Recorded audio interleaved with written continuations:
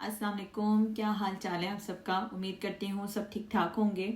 अच्छा, रिसेंटली मैंने अपनी बेटी को टॉयलेट ट्रेन किया है, तो मैंने कहा कि क्यों ना मैं इसके बारे में एक वीडियो बनाऊं, ताकि जितनी भी न्यू मदर्स हैं जो अभी अपने बच्चों को टॉयलेट ट्रेन करना चाहती हैं या जिन्होंने अभी शुरू करना है अपने बच्चों को टॉयलेट ट्रेन करना, तो उनके लिए थोड़ी आसानी हो जाए, उनको पता चल जाए कि हमने क्या क्या जो स्टेप्स हैं वो लेने हैं अपने बच्चे को एज सुन एज पॉसिबल उसको टॉयलेट ट्रेन करने के लिए। तो सबसे पहले तो आपने अपने आप को मेंटली प्रिपेयर करना है। ऐसा नहीं करना कि अचानक से आपके जहन में ख्याल आया कि ओके मुझे कल से अपने बच्चे को ट्रेन करना है, और जब आपने उसको ट्रेन करना स्टार्ट किया तो फिर आपने कहा नहीं, अभी इट इज़ वेरी सून, मुझे थोड़ा सा 2-3 मंथ्स और वेट कर लेना चाहिए। तो इसलिए सबसे पहले अपने आप को मेंटली प्रिपेयर करना बहुत ज़रूरी है। अपने आप को ये कंसिस्टेंट रखना है आपने कि एक दफ़ा स्टार्ट कर दिया तो बस फिर आपने उस राह पे चल पड़ना है। अब जब आपने इरादा कर लिया कि ओके मुझे अपने बच्चे को ट्रेन करना है, तो ट्रेनिंग स्टार्ट करने से पहले आपने 2-3 चीज़ें खरीदनी हैं। जैसे कि आपने बच्चे के साइज़ के अंडरवेयर खरीदने हैं। सेकेंडली आपने जो है टॉयलेट सीट खरीदनी है। ऐसी टॉयलेट सीट आपको लेनी पड़ेगी जो जब बच्चे ने टॉयलेट यूज़ करना हो तो आप उसके ऊपर प्लेस करके बच्चे को यूज़ करवा सकें। वीडियो में आप देख सकते हैं कि एक स्टूल भी पड़ा हुआ है, तो मैं बच्चों के लिए ये स्टूल भी यूज़ करती हूँ। इससे क्या होता है कि बच्चों के पाँव हवा में नहीं लटकते रहते, कि वो आराम से इसके ऊपर अपने पाँव प्लेस कर लेते हैं और कंफर्टेबल महसूस करते हैं। लेकिन ये चीज़ ऑप्शनल है, अगर आपको लेनी हो तो आप ले सकते हैं, अगर ना भी लें तो भी काम हो जाता है। ये चीज़ें परचेज करने के बाद आपने बच्चे के साथ टॉयलेट से रिलेटेड राइम्स देखनी है। जिस दौरान आप लोग ये राइम्स देख रहे होंगे, आपने बच्चे को साथ साथ बताते जाना है कि देखो अब ये बेबी जा रहा है टॉयलेट, अब इसकी मामा ने इसको क्लीन अप किया है, अब ये स्टेप कर रहे हैं।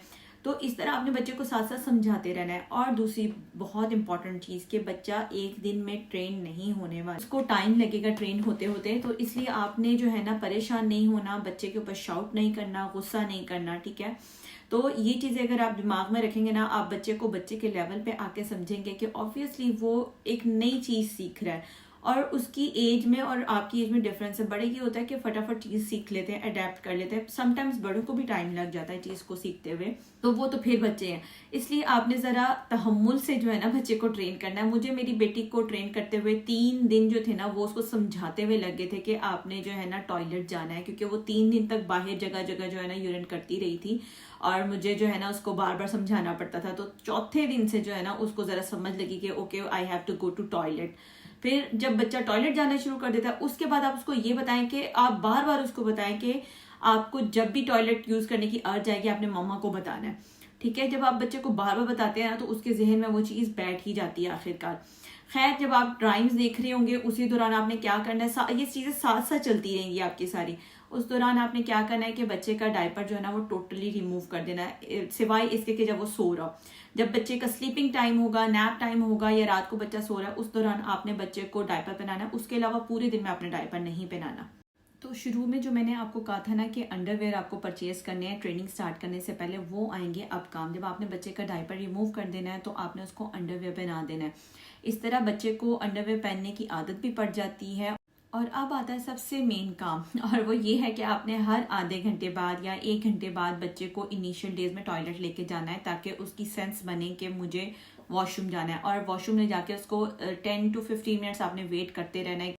जब मैं अपनी बेटी को ट्रेन कर रही थी, तो आप यकीन करें कि जो पहला या दूसरा दिन था ना, वो तो मैंने टोटल गुजारा ही टॉयलेट में था। बिकॉज इनिशियली क्या होता है कि बच्चा डर रहा होता है टॉयलेट यूज करते हुए, उसको मतलब एक तरह का एक वो फोबिया रहता है। तो आपने उसको समझाते भी रहना है, आपने उसको वो पूरा दिन, क्योंकि हर आधे घंटे बाद जब वॉशरूम आप जाएंगे ऑब्वियसली, तो आपका पूरा दिन ही वहीं पे गुजरेगा। आप आधा घंटा बस बाहर गुजारेंगे, उसके बाद फिर उसको ले जाने का टाइम हो जाएगा, और ये टाइम फटाफट गुजरता जाता है।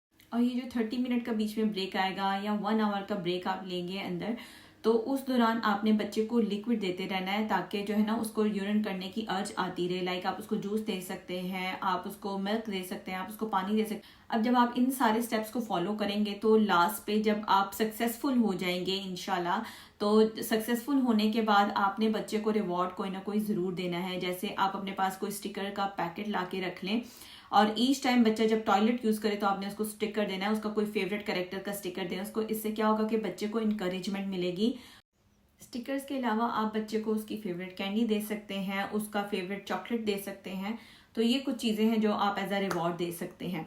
और लास्ट पर आपने बच्चे को हाथ ज़रूर वॉश करवाने हैं ताकि बच्चे को हैंड वॉश करने की हैबिट डेवलप हो। रब